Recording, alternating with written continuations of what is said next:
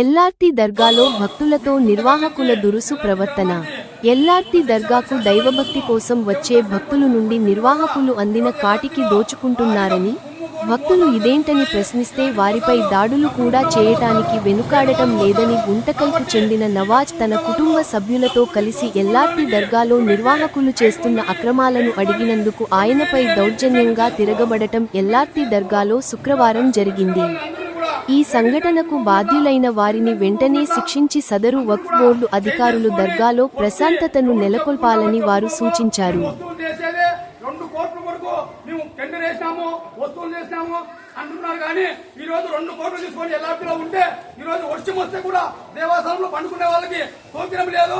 ఒంటికి పోతే 10 రూపాయలు, దొడ్డికి పోతే 10 రూపాయలు, స్నానం చేసుకుంటే 20 రూపాయలు, రూమ్ రెంట్లు చూస్తే 2000, 1500, 3000 రూపాయలుగా వసూలు చేసుకుంటున్నారు. ఈ రోజు ఇంత దౌర్జన్యంగా ఒక్క బోర్డు అంటున్నారు. ఒక్క బోర్డు డబ్బులు తీసుకుంటే ఒక్క బోర్డు కూడా ఈ సౌకర్యానికి సహకరించరా అంటే ఒక దేవస్థానం డబ్బులు తీసుకున్నప్పుడు దేవస్థానం ఖర్చు పెట్టాలా లేకుంటే మీ జవుల్లో నింపుకునే కోసం చేస్తున్నారా? ఇంత ద్రోహం ఉంటే ఈ రోజు దర్శనానికి పోయింటే పేరు రాసి బుక్కులు 500 నీకపోతే టెంకాయలు కొట్టము, మేము చదువులు చేయము, మీరు డబ్బులు ఇస్తే మేము చేస్తాము లేకుంటే లేదు అని చెప్పి ఈ రోజు 10-15 మంది పిల్లవాళ్ళకి పుస్తకాల నుంచి వచ్చిన వాళ్ళకి 10-15 మంది పిల్లవాళ్ళకి చేంజ్ చేసుకుని దౌర్జన్యంగా చేసి ఏమంటున్నారు, ఎవరు చెప్పుకోమంటున్నారు. అంటే ఈ రోజు డిపార్ట్మెంట్ కానీ ఇక్కడ ఎవరు కూడా ఏమి కూడా పట్టించుకోవడం లేదు. ఎల్లార్టీ అనేది దోపిడీ అయిపోయింది. ఒక ఆలూరు నిజవర్గంలో ఎల్లార్టీ అనేది దేవస్థానానికి వస్తున్నారు కానీ తాత కోసం వస్తున్నారు. ఆ దేవుడు వాళ్ళు ఏమి రకంగా చూస్తారో తెలియదు కానీ ఈ రోజు జనాలకు మోసం చేస్తూ దోపిడీ చేస్తున్నారు. ఇదే ఎల్లార్టీలో దోపిడీ పాలయ్యి మోసుకుంటున్నారు.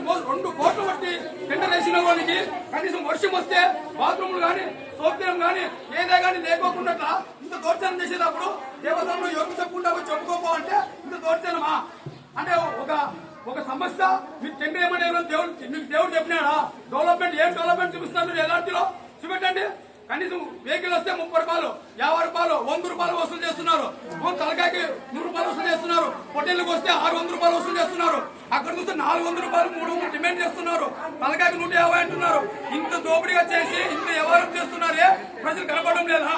ఈ రోజు కర్ణాటక ప్రజలు కావచ్చు, ఆంధ్ర ప్రజలు కావచ్చు, దేవుడి మీద భక్తితో వస్తారు కానీ దేవుడిని శత్రుతో రారు. ఇదే దేవుడిని కొల్చాలనుకుంటే మా ప్రాంతంలోనే మాకు పెద్ద దూరం కాదు, 54 కిలోమీటర్లు గుంటకల్. మేము అక్కడే కొలుచుకొని అక్కడే అన్నం తిని అక్కడే హ్యాపీగా ఉండొచ్చు దేవుడిని మొక్కుబడి.